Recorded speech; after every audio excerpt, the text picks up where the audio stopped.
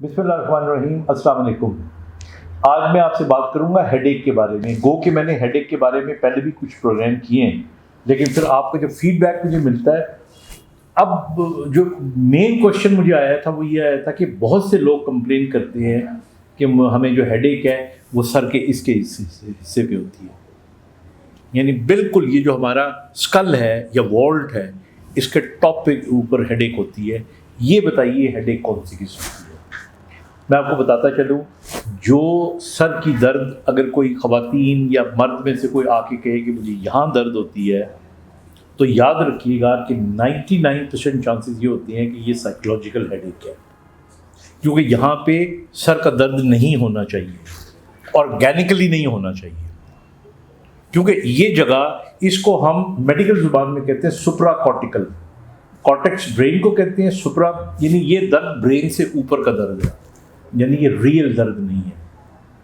तो ऐसे लोगों को जो यहाँ पे दर्द का एहसास दिलाते हैं, तो उनको आप ये पूछिए और उनको ये कहें कि क्या उनको कोई टेंशन तो नहीं है, कोई परेशानी तो नहीं है।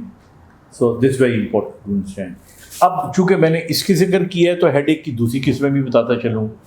याद रखिएगा, अगर किसी को हेडेक माथे पे हो तो ज़्यादातर चांसेस ये है कि साइनसिस का उनको प्रॉब्लम होगा। ये फ्रंटल साइनसिस होती हैं, यहाँ पे साइनसिस होती हैं।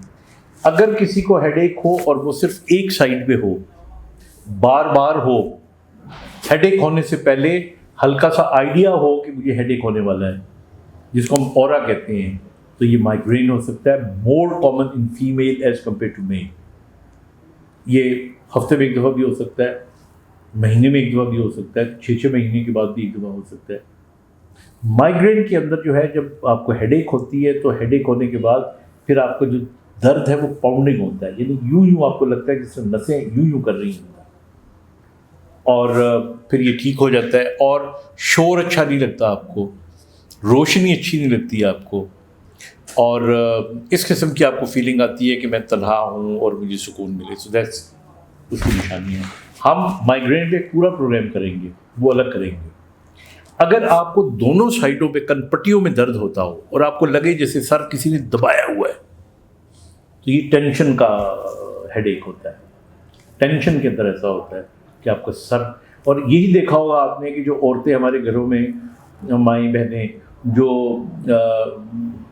पट्टी बांध के या दुपट्टा बांध के, नहीं आपने देखो काम भी कर रही होती है, दुपट्टा भी बांधा हुआ होता है, और फिर जब मियाँ आता है उनका, तो वो उनसे, या मियाँ उनसे लड़ता है या वो उनसे लड़ती हैं।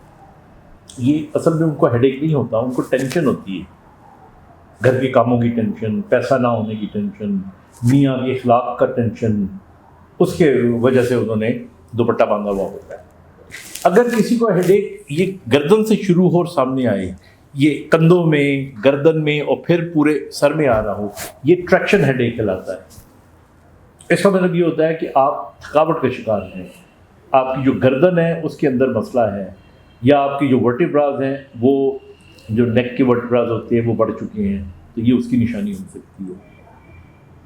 खुदा न खास्ता अगर आपको हेडेक हो और उसके साथ बड़ी बड़ी उल्टियाँ, प्रोजेक्टाइल वॉमिटिंग, यानी बड़ी बड़ी उल्टियाँ आएँ, दूर तक आपकी उल्टी जाए, ऐसा अगर हो और बार बार हो, तो फिर सीटी स्कैन ब्रेन का ज़रूर करवाएं।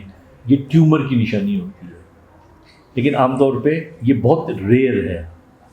तो ये चंद एक किस्में हैं, इसके अलावा और भी बहुत सी किस्में हो सकती हैं। सब चोट लगने से भी हेडेक हो सकती है, किसी की जली कुटी बातें सुन के भी हेडेक हो सकती है, बहुत ज़्यादा फटीग होने की वजह से भी हेडेक हो सकती है, ज़्यादा नींद ना हो तो हेडेक हो सकती है, कुछ दवाइयाँ हैं जिनकी वजह से हेडेक हो सकती है। तो देखो मेनी कॉजेज, लेकिन मोटी मोटी बातें मैंने आपको बता दी हैं।